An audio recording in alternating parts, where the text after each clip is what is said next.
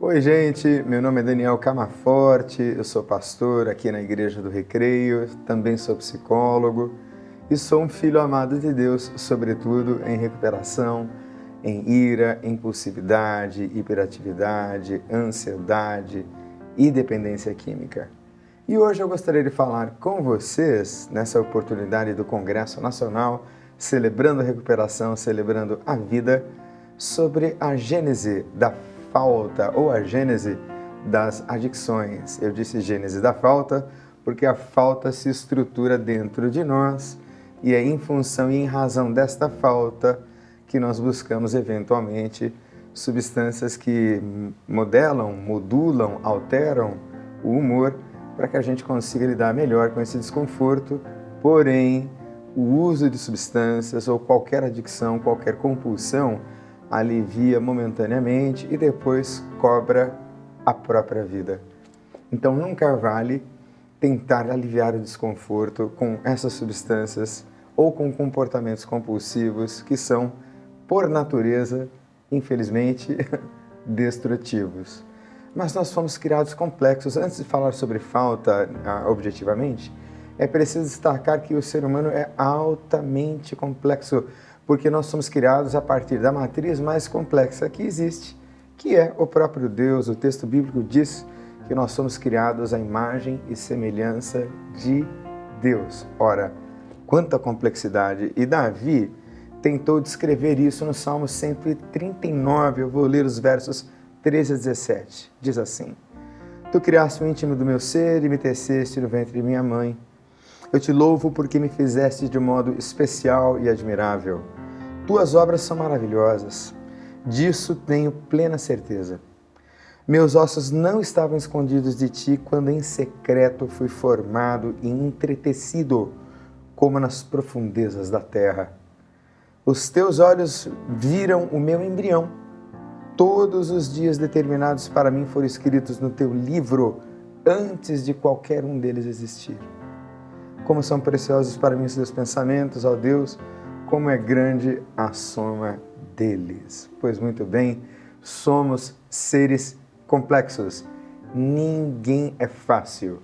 Apesar desta complexidade toda, nós temos a oportunidade e a chance de nos permitirmos ao desvelamento, à revelação de si a si mesmo. E essa complexidade, quando entendida, curiosamente torna a vida da gente mais simples. Mas nunca negue que você foi feito complexo e que a vida é complexa e que as respostas que nós damos à vida frente a essa complexidade toda, muitas vezes, não são boas respostas. Mas existem razões para isso que eu gostaria de compartilhar com você aqui hoje. Todos nós estamos submetidos ao que nós chamamos de condição humana aqui no nosso Celebrando. Este já será o nosso segundo livro, será a nossa segunda literatura que construímos aqui dentro da Igreja do Recreio para falar dessa complexidade. E essa complexidade implica em 8 universais, é assim que nós estamos chamando. Todos nós estamos submetidos e temos que responder a esses 8 universais, que são próprios da condição de ser homem, da condição de ser gente, da condição humana. Todos nós lutamos com a questão identitária, com a identidade. Quem eu sou? E sou o que, para quê e para quem? O que nos leva ao pertencimento. A quem eu pertenço? Quem é a minha família? Quem são os meus colegas de trabalho? Qual é o meu nicho cultural? Qual é o meu nicho socioeconômico? Qual é o meu nicho intelectual? Com quem eu me identifico? A quem eu pertenço? Eu sou de quem e quem é meu? Ora, a gente aprende que ninguém é de ninguém, mas por livre e espontânea vontade nós nos deixamos pertencer um ao outro, porque basicamente nós precisamos de conexão, inclusive, para estruturar a nossa identidade. A nossa identidade se dá na relação com o outro.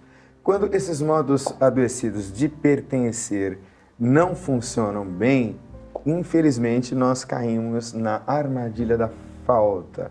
E aí lidamos com conflitos interiores, com culpa, com medo, com sofrimento e com esta fragilidade a que todos nós estamos submetidos aqui no Celebrando.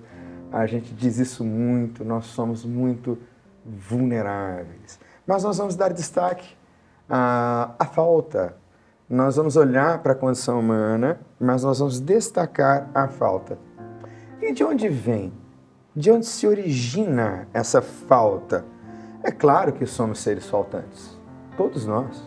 Ninguém é completo e ninguém aqui em terra experimentará a plenitude da completude plena. Não, essa experiência apenas está nos reservada quando nós nos encontrarmos de novo com o Criador. Aí sim seremos plenos. Mas esta falta nasce na cisão, na separação entre nós e Deus. A Bíblia diz que todos pecaram e destituídos estão da glória de Deus. É a tragédia do jardim. Ia tudo bem e nós estávamos entre duas árvores, a árvore do conhecimento do bem e do mal e a árvore da vida. Pois bem, o nosso primeiro representante da raça escolheu por si experimentar da árvore do conhecimento do bem e do mal, sendo tentado pela serpente para ser igual a Deus. Que tentação, hein? Ser igual ao Todo-Poderoso, conhecedor e detentor de todo saber e de todo poder, mas muito bem. Veio Eva, Adão, comeram do fruto e nós estamos aqui todos submetidos a esse distanciamento de Deus, a essa separação de Deus. Agora nós não temos mais a experiência de Deus chegando à tardinha e conversando com a gente face a face, como era no jardim. Agora nós invocamos o nome do Senhor e o seguimos pela fé. Então nós estamos separados do que é perfeito, logo estamos imperfeitos na vida, incompletos na vida, faltantes na vida. E também essa falta se origina na impossibilidade, como eu tenho dito, mas vou dizer novamente, na impossibilidade da plena completude. Paulo, num dos capítulos mais lindos da Bíblia, 1 Coríntios, no capítulo 13, no verso 9, ele fala sobre o amor, no capítulo todo, mas no verso 9 ele diz uma coisa muito importante. Ele diz assim que em parte conhecemos e em parte profetizamos. Conheço em parte e consigo descrever em parte. Olha aí, a falta. A falta nos acompanha. E todos os seres humanos que passaram pela vida da gente, todos, pai, mãe, irmão, mulher, filhos, não importa, pastores, líderes, referências, todos eles são insuficientes porque eles não são plenos. O único ser pleno, completamente pleno que existe é Deus. E eu acredito que nem os anjos sejam plenos, porque só Deus é plenitude pura. Então todos nós dependemos e existimos nele. Porém, como eu disse, nós estamos separados dele e temos em nós essa parcialidade. E às vezes a gente coloca essa expectativa tão grande, por exemplo, num relacionamento ou na esperança de que pai e mãe venham atender necessidades básicas. E essas necessidades nem sempre são atendidas. Às vezes, faltou o básico.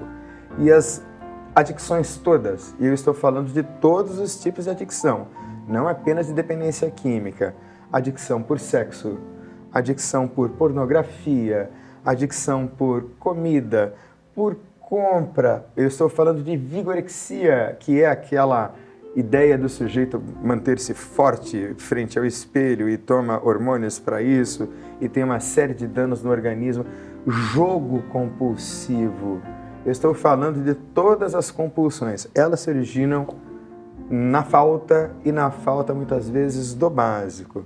Mas que necessidades básicas são essas? Ora, é preciso que a gente faça um percurso histórico da nossa própria vida, porque nós somos seres históricos e a nossa história começou lá atrás, quando os nossos pais nos geraram.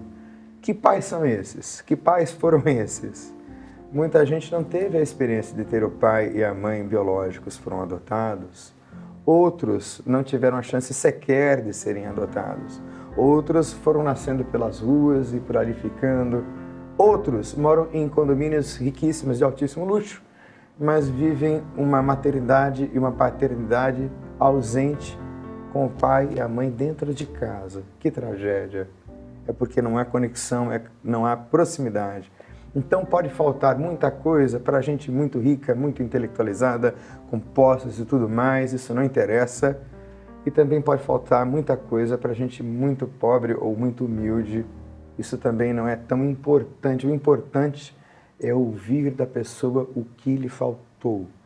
E eu estou falando de necessidades básicas que precisam ser atendidas para que nós tenhamos um psiquismo e uma vida razoavelmente equilibrada, ou, se você preferir, parafraseando a oração da serenidade, uma felicidade possível, razoavelmente felizes aqui e supremamente felizes com Ele, Jesus, na eternidade. Mas vamos lá às necessidades básicas que toda criança, por isso eu disse o fio histórico, começa lá atrás, começa na relação com os pais, começa na vida intrauterina. É sinistro, como diz aqui no Rio de Janeiro, mas vamos lá.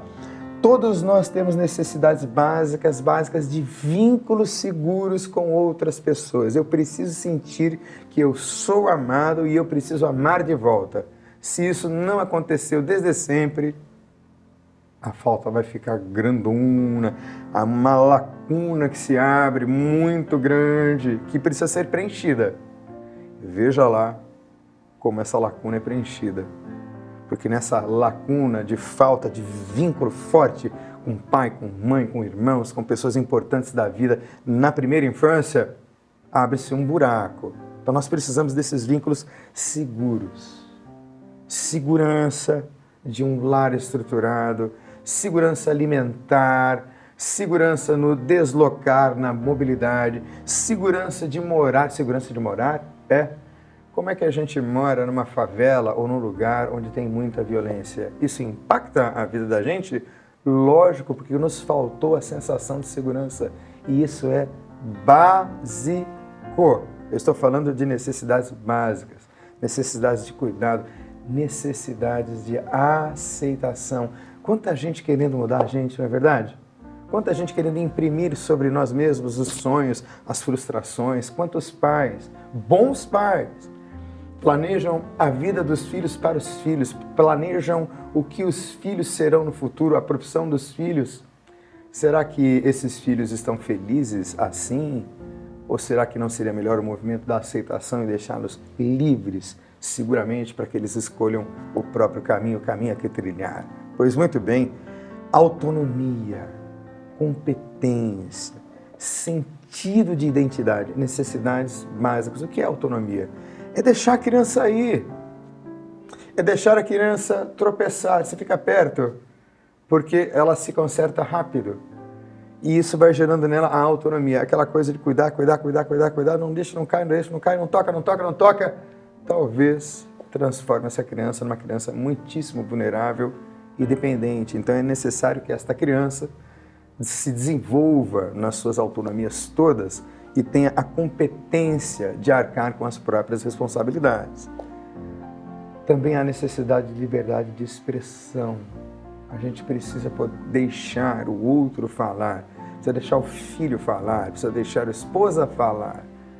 Liberdade de expressão, de dizer do que sente, dizer das dores e, lógico, compartilhar as alegrias.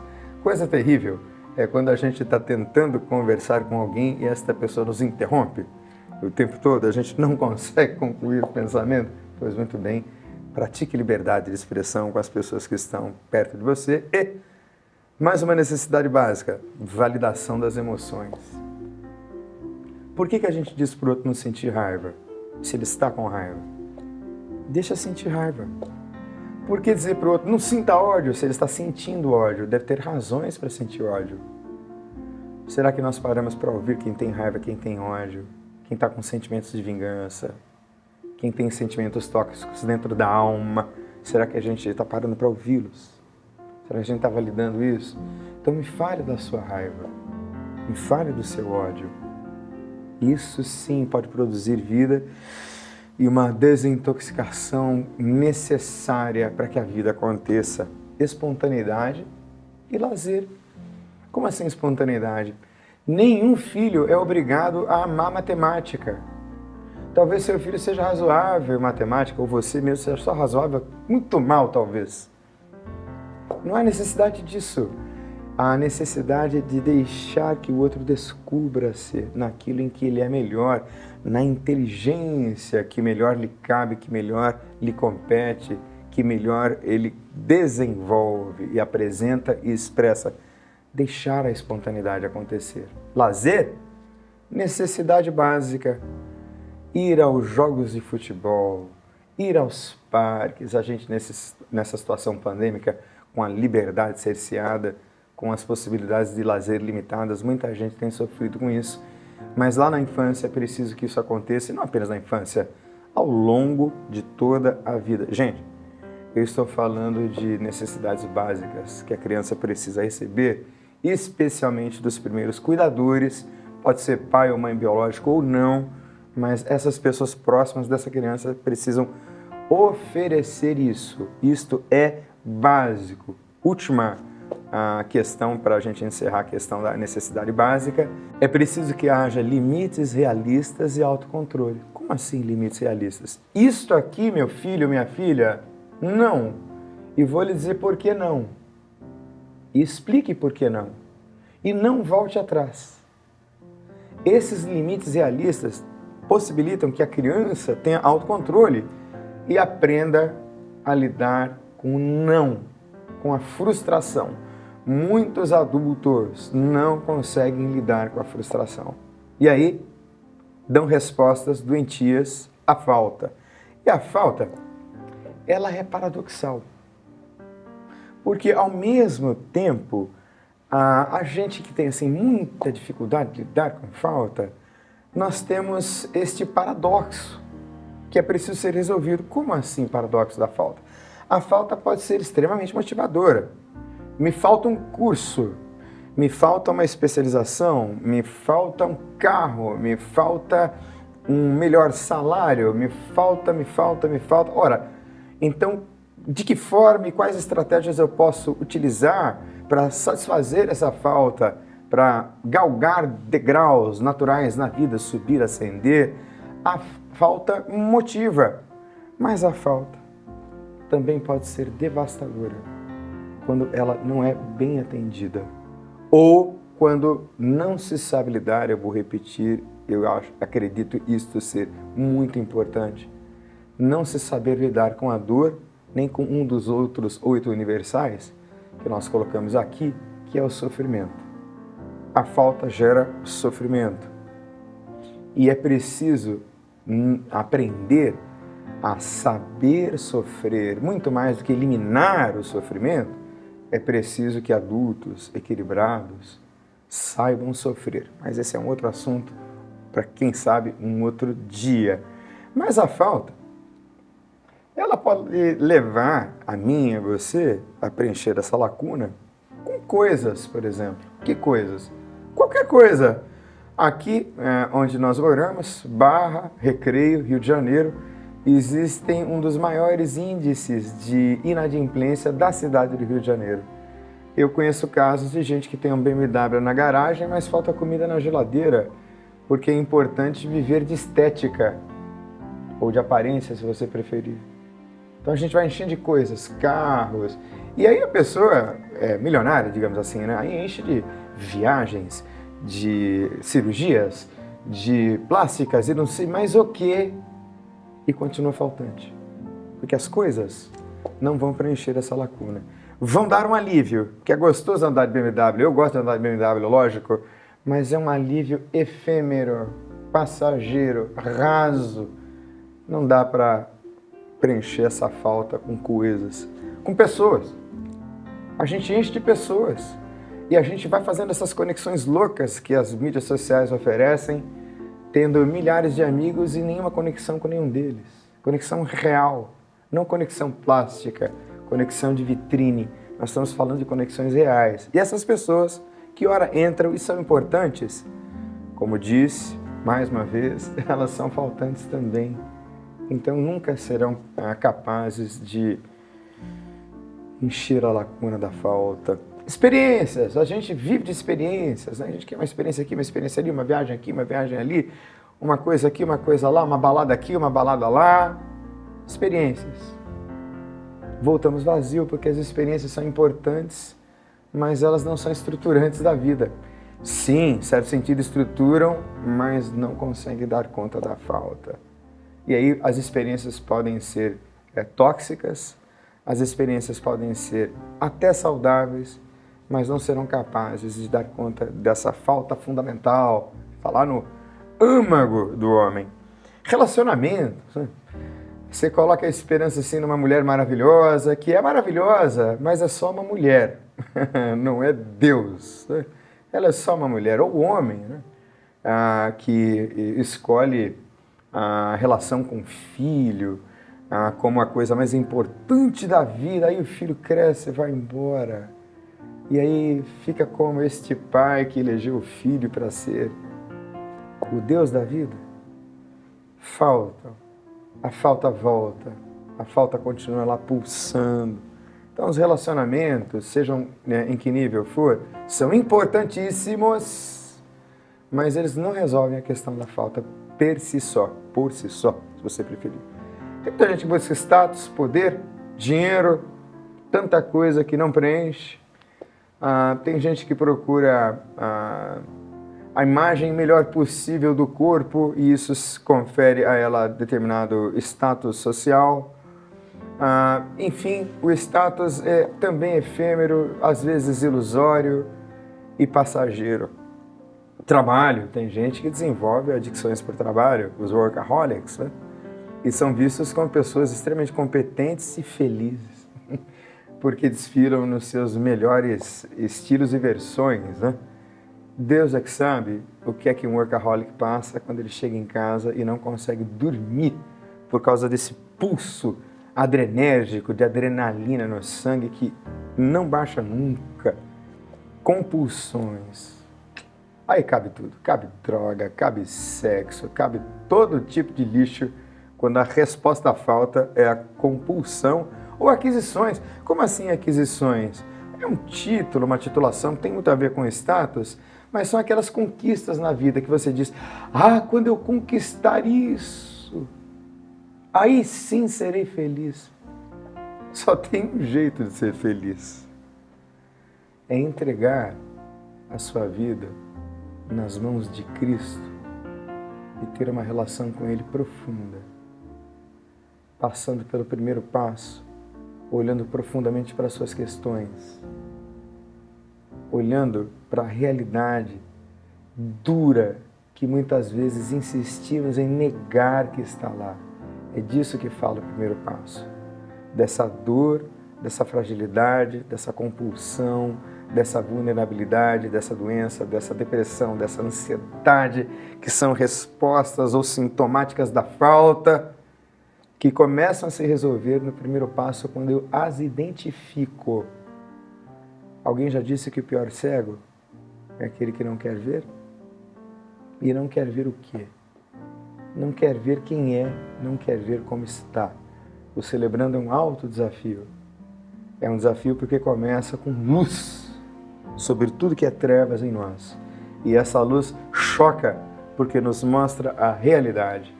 E aí nós nos sentimos impotentes e nós sentimos que precisamos entregar o controle das coisas que estão sem controle a esse Jesus para deixar de fazer insanidades, não é? Nós temos essa definição de insanidade que é repetir os mesmos padrões e esperar um resultado diferente, mas insanidade para nós também é esse descolamento da realidade e uma espécie assim de realidade ilusória paralela. Essa realidade ilusória precisa ser desconstruída no segundo passo, quando a gente começa a perceber esses padrões, e aí a gente crê que Deus, por meio de Jesus Cristo, pode nos devolver sim o jeito são, saudável de viver. Tem essa frase do C.S. Lewis, que é muito conhecida, mas cabe aqui na nossa falta. Existe um vazio no coração do homem que é exatamente do tamanho de Deus.